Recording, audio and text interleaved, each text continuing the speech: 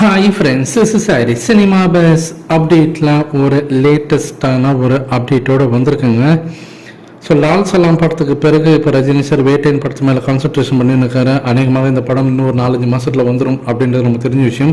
அடுத்து தலைவர் 171 இதை பற்றி நம்ம நேற்றுலேருந்து ரொம்ப டீப்பாக டிஸ்கஸ் பண்ணியிருக்கோம் நம்ம யூடியூப் சேனலில். ஸோ அதை பார்க்காதவங்களாம் நேற்று அந்த வீடியோஸ் போய் பாருங்கள். ஸோ பயங்கரமான அப்டேட்ஸ்லாம் வந்துக்கிட்டே இருக்குது. ஸோ இந்த படம் பார்த்தினாக்கா ஷூட்டிங் போகிறதுக்கு முன்னாடி ஒரு பெரிய அதிர்வலை ஏற்படுத்தும் அப்படின்றது தான் எனக்கு தோணுது. இந்த படத்தில் ஏற்கனவே ஷாருக்கான் அவர்கள் வந்து ஒரு சின்ன கேமியோ ரோல் பண்ணுவார் அப்படின்ற மாதிரி பேச்சுகள் அடிப்பட்ட நிலையில் ஷாருக்கான் இந்த படத்தில் பண்ண மாட்டார், அவர் வந்து இந்த படத்தை வந்து ரிஜெக்ட் பண்ணிட்டாரு அப்படின்ற மாதிரி நியூஸஸும் வந்திருந்தது. அதுக்கு முக்கியமான காரணம் ஷாருக்கானோட தரப்பில் என்ன சொல்கிறாங்கன்னா, அவர் ஏகப்பட்ட படங்கள் வந்து கேமியோ ரோல் பண்ண ஆரம்பிச்சிட்டாரு. ஸோ அது வந்து அவரோட ரசிகர்களுக்கு ரொம்ப போர் அடிச்சு போச்சு. அவர் வந்து மீண்டும் மீண்டும் கேமியோ ரோல் பண்ணுறது அவர் ரசிகர்களுக்கு பெருசாக உடன்பாடு இல்லை. அதை புரிஞ்சுட்டு ஷாருக்கான் அவர்கள் இன்னும் கொஞ்ச நாளைக்கு வந்து கேமியோ ரோல் எதுவும் பண்ணுறதா இல்லை அப்படின்ற மாதிரி ஒரு முடிவு எடுத்துட்டார். ஸோ ரஜினி சார் படத்தில் அவர் நடிக்க மாட்டார் அப்படின்ற மாதிரி அப்டேட் வந்துருச்சு. அப்போ அவரு பதிலாக பாலிவுட்லேருந்து வேறு யார் வந்து கேமியோ ரோல் பண்ணுவாங்க அப்படின்னு சொல்லிட்டு யோசிக்கும் போது தான் ரன்வீர் கபூர் அவர்கள் இந்த படத்தில் வந்து ஒரு கேமியோ ரோல் பண்ணுவார். அதில் வந்து அவரும் ரொம்ப இன்ட்ரெஸ்டாக இருக்கிறாரு. அவரோட அந்த கேரக்டர் அந்த சின்ன ரோல் என்ன அப்படின்னு சொல்லும்போது அவருக்கு அது ரொம்ப பிடிச்சி போக அவர் வந்து தலைவர் 171 ஒரு சின்ன கேமியோ ரோல் பண்ணுவார் அப்படின்ற மாதிரி அப்டேட் வந்து நிற்குங்க.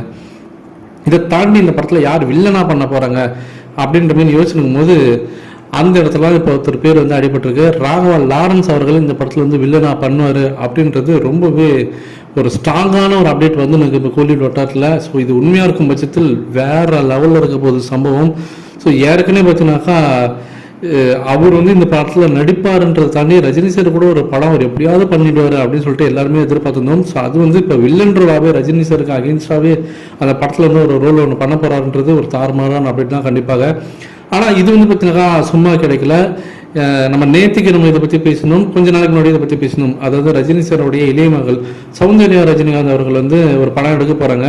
அந்த படத்தில் ஹீரோ வந்து ராகவா லாரன்ஸாக வந்து நடிக்க போகிறார்.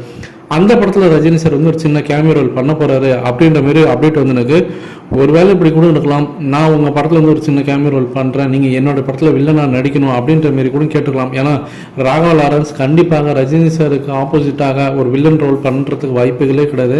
அவர் வந்து ஒரு கடவுளாட்டம் பார்த்துனுக்கார்.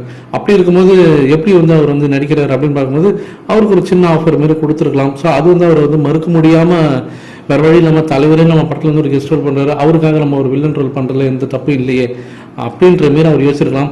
ஏன்னா சமீபத்தில் வந்து அந்த ஜிகர்தண்டா செகண்ட் பார்ட்டில் அவருடைய அந்த வில்லனிசம்லாம் வந்து செமையாக இருந்தது அப்படின்ற மாதிரி பாராட்டுகள் நிறையா வந்துருந்தது.